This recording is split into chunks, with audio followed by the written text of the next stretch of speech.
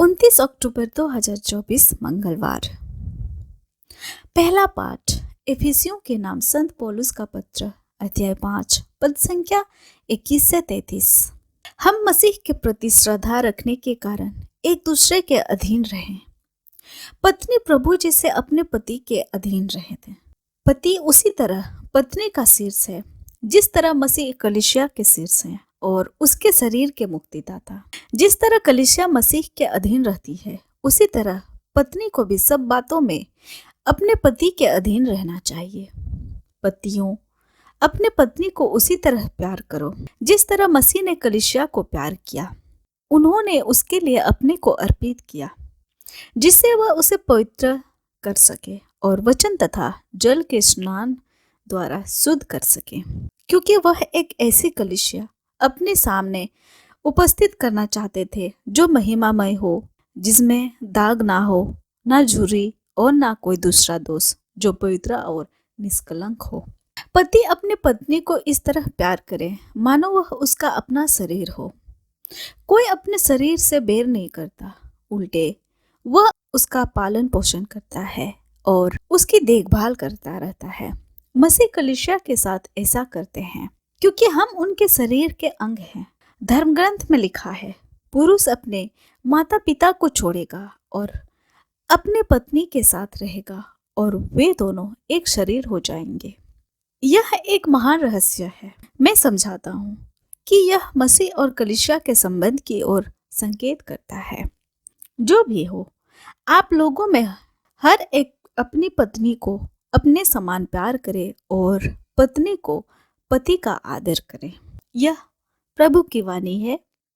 ईश्वर को धन्यवाद। संत लूकस के अनुसार आज का पवित्र सुसमाचार अध्याय 13 पद संख्या 18 से 21। ईशा ने कहा, ईश्वर का राज्य किसके सदृश है? मैं इसकी तुलना किससे करूं? वह उस राय के दाने के सदृश है जिसे लेकर किसी मनुष्य ने अपनी बारी में बोया। वह बढ़ते बढ़ते पेड़ हो गया और आकाश के पक्षी उसकी डालियों में बसेरा करने आए। उन्होंने फिर कहा, मैं ईश्वर के राज्य की तुलना किससे करूं? वह उस खमीर के सदृश है जिसे लेकर किसी स्त्री ने 3 पसेरी आटे में मिलाया और सारा आटा खमीर हो गया। यह हमारे प्रभु यीशु ख्रिस्त का सुसमाचार है। ख्रिस्त की जय। तो आइए आज के दोनों पाठों पर मनन चिंतन करते हैं।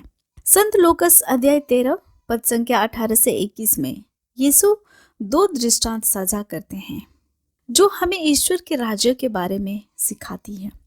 वे इस सरसों के बीज और खमीर में तुलना करते हैं।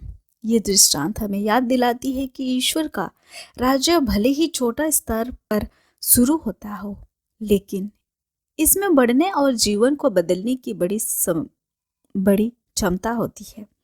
जिस प्रकार सरसों का बीज जो शुरुआत में छोटा लगता है, उसी प्रकार हमारी आस्था भी छोटी या महत्वहीन लग सकती है, लेकिन ईश्वर की मदद से वह आस्था अपने में एक अद्भुत और प्रभावशाली अवस्था में बदल सकती है। खमीर हमें यह दिखाता है कि कैसे ईश्वर का थोड़ा सा प्रेम और अनुग्रह सब कुछ बदल सकता है। यह हमें याद दिलाता है कि हमारे कार्य, चाहे वह कितनी छोटी ही क्यों ना हो, उनका बड़ा प्रभाव हो सकता है। जब हम जीवन में दया, प्रेम और दूसरों को क्षमा करते हैं तो हम इस दुनिया में ईश्वर के राज्य के बीज बोते हैं। आइए हम याद रखें कि हर छोटे विश्वास के द्वारा किया गया कार्य का हमेशा महत्व होता है। ईश्वर हमारे छोटे छोटे कार्य के प्रयासों को महानता में परिवर्तित कर सकते हैं। इसलिए चाहे हम अपनी आस्था में बड़े महसूस करें या छोटे, आइए हम ईश्वर की शक्ति पर भरोसा करते रहें कि वह हमारे भीतर और चारों ओर अपने राज्य को बढ़ा सके। आमीन। आप सभी को जय यीशु।